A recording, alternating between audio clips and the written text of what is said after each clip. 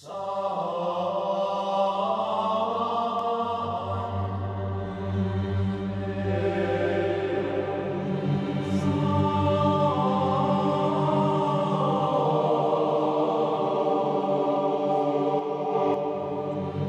know that on the set of Highlander, Sean Connery sodomized me with a broom?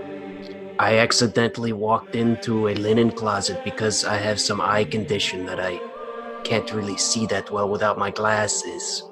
And an action star cannot be seen to be wearing glasses.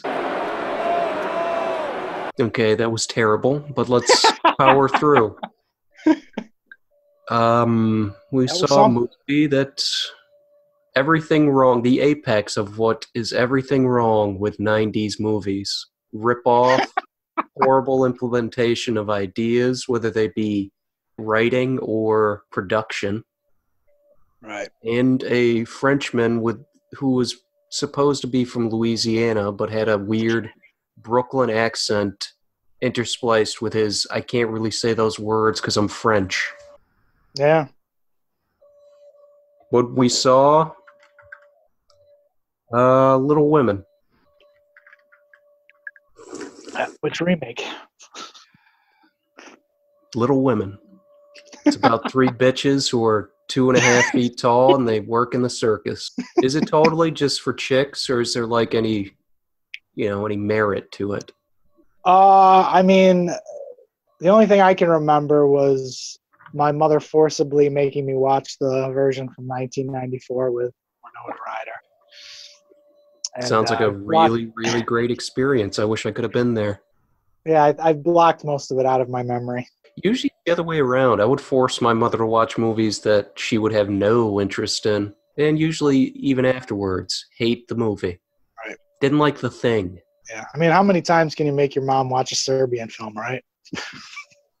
As many times as it takes. You will love this woman. You will. I stand by my earlier statements. A Serbian film, fine film, has one of the funniest deaths I've ever seen in my life. Yeah. But what did we see to, again, power through this inane chatter? We saw 1999's Resurrection. Story by and produced by Christopher- Mr. Sodomized with a Broomstick. Christopher Lambert. Mr. Lambert. His friends call him Chris. Yep. So, did you know that part I said about him being blind is real? Like, he's been injured on the set several times because he has, like, this crazy medical condition, nearsightedness. Yeah, I've heard that he has some type of problem with his eyes. I have heard that before. I don't know. Myopia. Oh, yeah? Yeah, I looked it up last night. Okay. So is he, like, legally blind or something like that? I guess it just means he has, like, really, really, really high-level nearsightedness. Oh, okay. All right. Did he look chunky in this movie to you? He looked bloated, chunky. He looked very bad. Like, his hairline. He had the Caesar, which was popular at the time. Yeah, it was very shocking to me because I want to say like maybe a month and a half ago, I watched the director's cut of Highlander 2, The Quickening. And I think that was made in 91. So, man, those 8 years were really fucking rough on him. Let's start with number one. This was totally just a ripoff of Seven. It's a sad combination of Seven and The Bone Collector. No, The Bone Collector came out after this, I think. Well, they could have saw a screener. Yeah, actually one of the actors is in Seven, and he's in he was in Seven. He was the he made me fuck her. Yeah, him, the partner of Christopher Lambert. Yeah, he was like the worst thing about this movie. Yeah, he was very awkward. There's a guy sitting in front of me here without his head, John. Where's his head? I was certain he was so awkward, in fact, until he got shot, I was sure he would be the villain. Spoilers. I don't get this. If you really want to watch this movie, just turn this off and, eat some lead. All right. We're gonna rock out with our cock out. Full spoilers. Yeah, this was bad. Like I said, everything wrong with 90s movies. The jerky, out of focus, fuzzy looking frames. Oh, it's a dead body. Shake the camera like crazy. Yeah, I will say the camera work in this was really bad. It was bad, and it was shocking to me because, Russell McCarthy or whatever it is. But I do like some of his films. He like I said, I think Highlander 2, the director's cut, is campy fun. Yeah. I liked Silent Trigger. I recommended that to you. That's a good action movie. It was okay. And yeah, and he did a World War I movie. It's a TV movie. Paths of Glory. I watched last year. No, The Lost Battalion. Paths of Glory. Yeah, him and Kirk Douglas go way back. So I mean, he has talent, but this did not display was it he in any influenced way. by what was happening at the time, like the really poor camera decisions that a lot of 90s movies, like, I would say experimental, but so. There were so many movies doing these stupid things. This one, it was just cranked up to 20.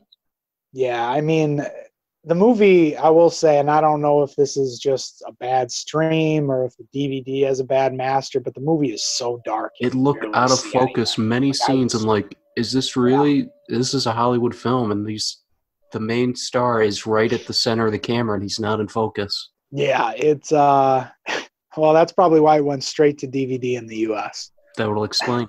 Yeah, internationally it got released, but so those poor bastards had to sit in a theater and watch this. They even did.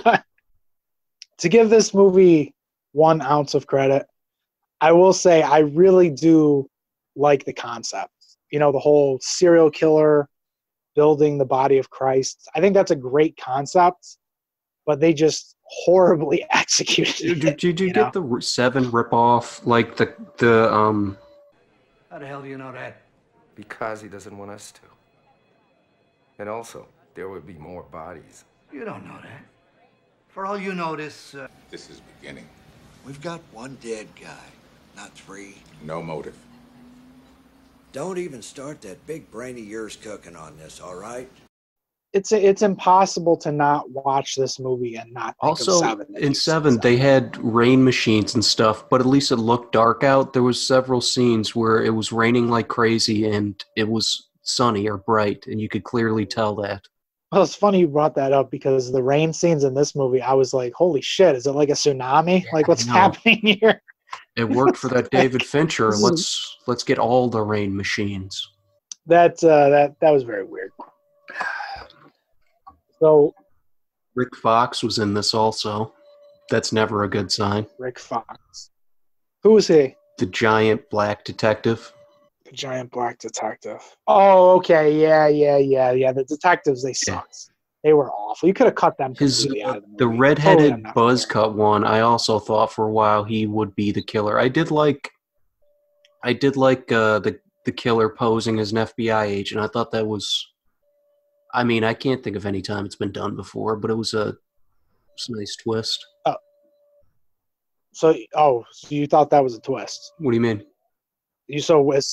So when you first see that guy who's the killer in the room with the detective, you didn't immediately say that was the killer? They said he was an FBI agent. He said he was an FBI agent. Unless you show me different, what else am I going to believe? Immediately, I was like, this dude's the killer. He plays the villain in a lot of stuff, too. Yeah, the actor, I was like, this dude's a fucking killer.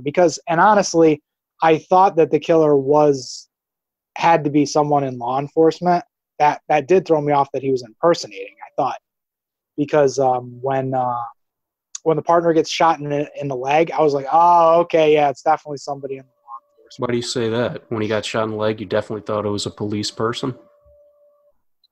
Yeah, because then he gets his leg amputated, and then I was like, oh, but the cop shot his leg. The killer didn't shoot his leg.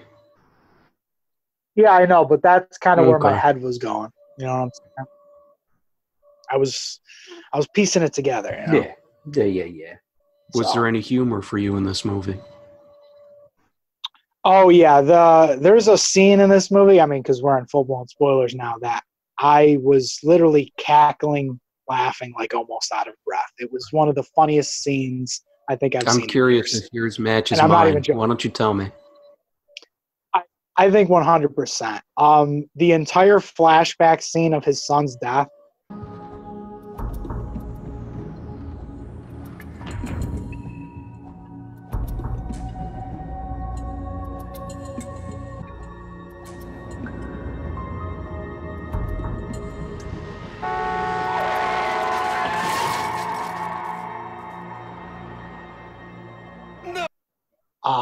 I was cackling, fucking laughing, especially when he went under the tires of the I car. chuckled, but that wasn't the scene I was thinking of.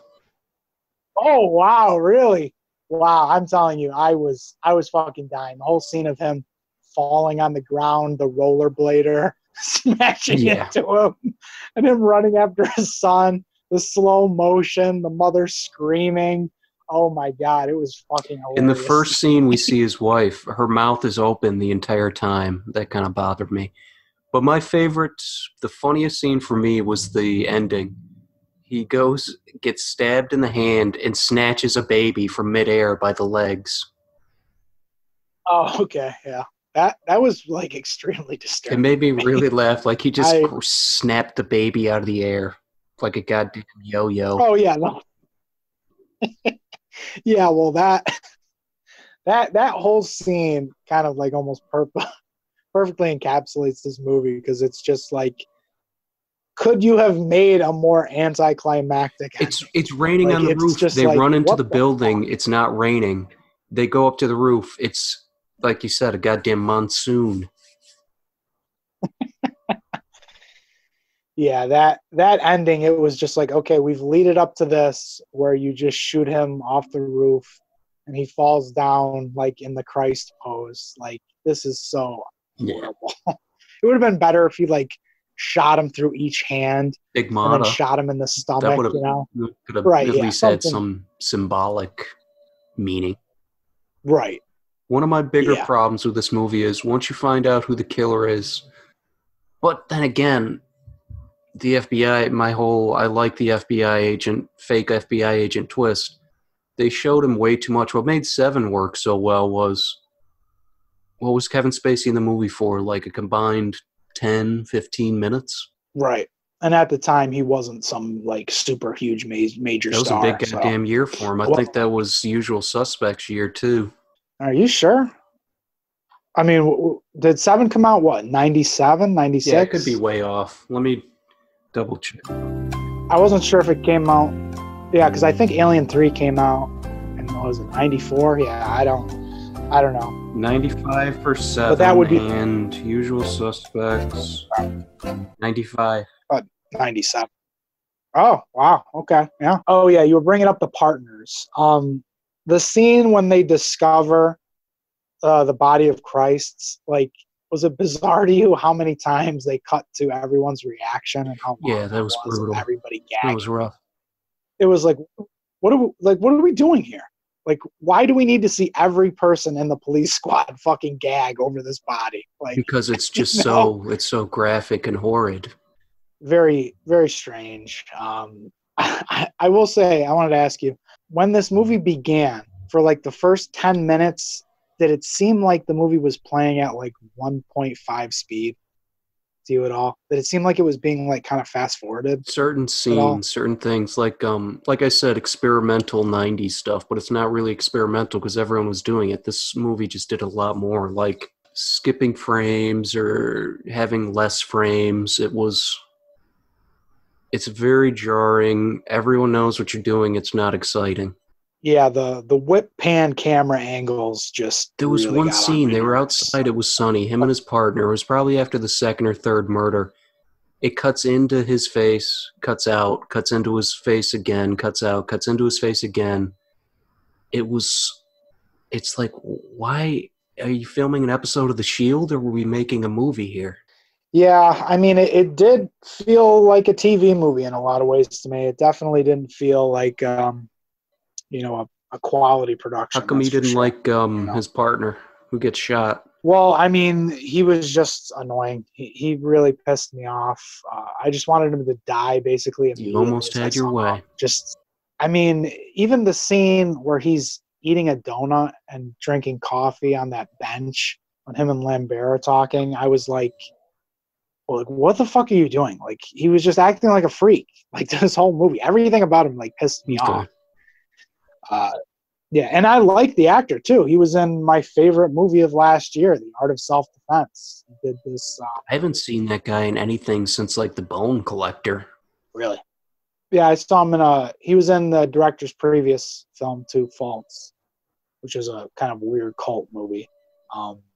So, I mean, he's done some indie stuff. I've liked him in stuff before, but it's just like, I don't know what he was doing in this, but it did not work. Well, his character was kind of weird. Everyone hates Christopher Lambert but him, and he's also the jokey, Right. funny cop character. I don't know, it just... Yeah, he's making all the jokes. Yeah, it was this movie perfectly exemplified like the importance of a casting director. You need a good casting director to hire the right people, because you're bottom of the barrel actors in this movie. Were there any funny lines that you liked at all? I can't remember anything about this movie. I had at least a beer or two while I was watching it. Oh, Jesus. Yeah, there was one line that was just like ridiculous to me, which was the chief. All of his lines were just like it was out of like a bad cop parody. Like, he literally says in a scene when the killer makes bail or whatever, when he has to leave. Once you want him the minute he walks out the door. All right, if he takes a shit, I want to know how many times he wipes his ass. Like, what the fuck? Who was the girl who got killed in Lambert's house? I blanked out. Who was that? You remember? I'm not sure either. I think it was maybe like a house cleaner. Right. Or something. He's like, oh my God, it's Jenny. And I'm like, wait, who the fuck's Jenny? Yeah, you didn't bring Jenny up at all. I thought it was, even when he said, oh my God, it's Jenny, I'm like, oh, your wife? Right, yeah, I forgot his wife's name. And then when he picked up her body, I was like, that doesn't look like his wife at all. So, yeah, that... For most of this movie, I was unsure where it was supposed to be taking place. Yeah, they bring up Boston at one point, but I'm pretty sure they're not in Boston. There was an elevated train, so when I saw that, I'm like, oh, this must be New York. Right. Did you notice that there's a couple cameos from a very famous director in this film? I did not. Who was it? Really? You didn't notice David Cronenberg? Where was he in this movie? He was the priest. It was dark. And did he have a fake mustache or anything, or does his hair look different? No, he looked like regular old David Cronenberg. He was in the scene in his house when they're talking about God. And when he goes to church in the middle of the night. Yeah, his name was big bold in the opening credits. I'm surprised you didn't see that. I was focused on the produced by and story by and starring Christopher Lambert. Right. I'm wondering if he was in this movie because maybe some of the practical effects people that he's worked on this film, because it does have a body horror element. I didn't look into that, but I was maybe the director was one of his proteges or something, worked with him here or there or something. That could be. I'm not sure. Cronenberg has sneakily been in some movies. He was definitely in Nightbreed. Oh yeah, yeah. Him and kind of like Wes Craven have been known to make a lot of cameos in movies. Yeah. There were a couple things that I did want to bring up. I wish that that we got to see a lot more of the killer when he just had the mask on, and I wish we could have kind of followed him, kind of tracking people down and kind of taking the appendages. Yeah, because I think his mask is cool. It's got that it looks like the guy from I haven't seen the movie, but it's a Clive Barker movie. It's not Lord of Illusions. I think it's the other one. Nightbreed. It has like It might, yeah, I think it's Nightbreed, where you have like this button head kind of dude with the bag over his head or something. It kind of reminded me of that. Yeah, I thought it was okay, except for some reason, like, his lips were sticking out and they looked fucking huge. That bothered me for some reason. Yeah, there was kind of like pussy lips sticking out. See where my head went? The partner, he, as he's walking out before he gets shot, after he gets shot, he's like, I could hear you screaming. I just didn't know who you were yelling at. Dude, you've been blinded and had your hands tied together. Maybe just get on the fucking ground. I don't remember that. What scene was that? When you see him and you see the killer in his, in his outfit, he subdues the partner and puts his outfit on him. Oh, okay, yeah. That was an interesting idea to kind of put that. I mean, we've seen it done before in other movies where, they make the innocent guy look like he's dangerous. Duct tape gun into his hand and blind him. Yeah, it's been done in other movies. But did you notice one of the first scenes with Christopher Lambert? He's clipping coupons. Yeah, why would he was at the police station clipping coupons? What was that supposed to mean? Anything or be something? That's what I was thinking. I was like, is that why they hate him? Is that one of his quirks? He's just constantly clipping coupons instead of doing detective work. He's got to save 14 cents on a can of chicken noodles. I need the chicken noodle soup. My wife is sick. Oh. I'm just a public servant. I have to cut costs anywhere I can. He's got to get 32 cents off that Vicks Vapor Rub.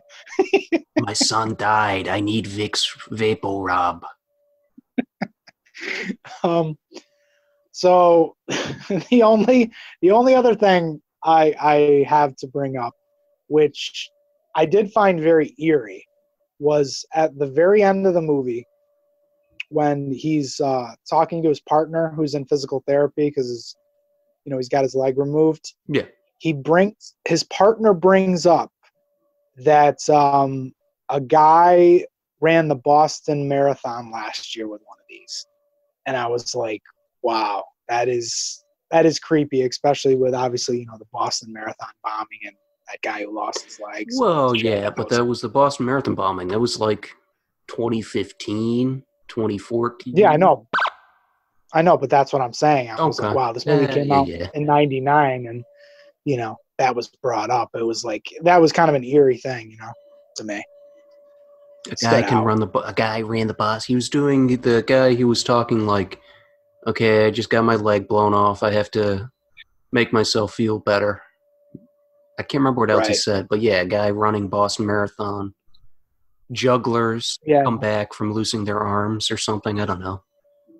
Yeah, he made like some joke about, it was some joke at the end about something with his leg. I can't remember I was checked out by that point. Oh yeah, I was very checked out. It's a rough one. Definitely non-recommendation for me for sure. You can skip it. I can't even Anything read my else? notes. Wow, you really got that fucked up, huh? No thanks. I'll be going out for lunch. Oh yeah, that's when when they bring him that meal when he's about to be let out, the killer. Yeah. Incredibly cliche, incredibly. No, thank you. I'll be going out to lunch today. Incredibly goofy. Well, that's the thing is that I really wish they didn't reveal the killer that soon. It really removed all the tension. Yeah, that's one of the things that made Seven so great. Like, you have no idea who the killer is. You're not going to see him until he reveals himself when he chooses. Right. Anything else you want to say on this fucking shit heap? Don't fucking watch this movie. Send Christopher Lambert hate mail about not being able to see stuff without his glasses. He's the Yeah, Velma from Scooby-Doo of action heroes. right, but if you send hate mail, we literally mean write a letter and mail it to them. Don't type it. Write it and mail it to them. Yeah, write in your own blood for all I care. Write it in the blood of the killer.